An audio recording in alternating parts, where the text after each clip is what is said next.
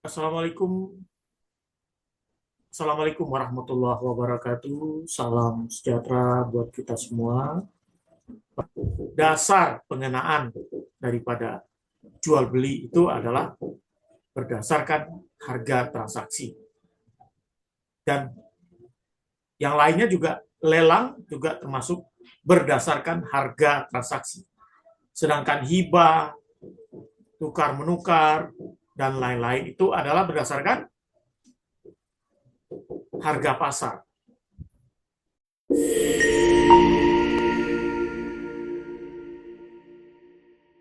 Saja pemasukan ke dalam harta, kemasukan harta ke dalam perusahaan ini yang oleh undang-undang dikenal dengan imbrek.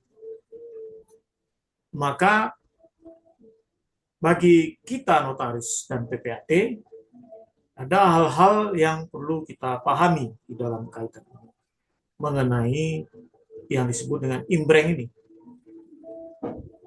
Maka kalau dikaitan dengan notaris terhadap imbrek ini adalah berkaitan dengan terutama persoalan terbatas ya, perusahaan atau PT. Ini lebih dikenal dan di kalangan PPAT, di pekerjaan jabatan PPAT itu lebih banyak diarahkan kepada bagaimana prosesi ke akta imbrek, pemasukan ke dalam akta perusahaan ya, dengan secara akta PPAT sesuai dengan Peraturan Kepala BPN nomor 8 2012 atau dikenal dengan kita sama-sama mengetahui yaitu perkaban. Bagaimana prosesnya? Maka kalau kita lihat untuk bagi kita notaris, hal ini mungkin jarang ya, tidak selalu ada kita temui di dalam praktek.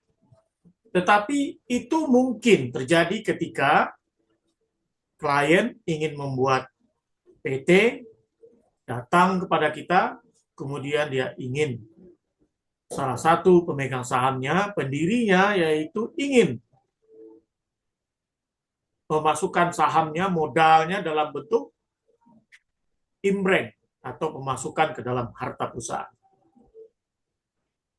Sehingga bisa terjadi dalam dua hal. Yang pertama adalah ketika PT itu baru berdiri. Yang kedua adalah ketika PT itu sudah berdiri, kemudian salah satu pemegang saham yang baru masuk, dia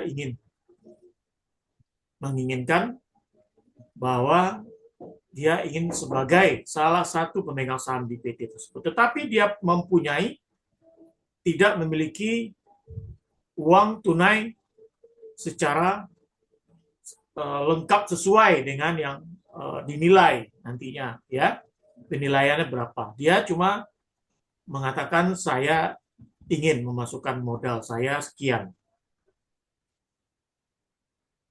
Karena imbrek ini kalau bicara dengan PT, orang lebih mengenal imbrek bentuk benda tetap atau benda tidak bergerak. Padahal imbrek ini menurut aturan itu bisa bentuk, katakan ini akta relas, staf jabat, berita acara rapat umum pemegang. Jadi kalau judul di berita acara ini selalu identik dengan akta relas. Tapi ada juga yang bikin judulnya risalah rapat umum pemegang saham luar biasa, ada.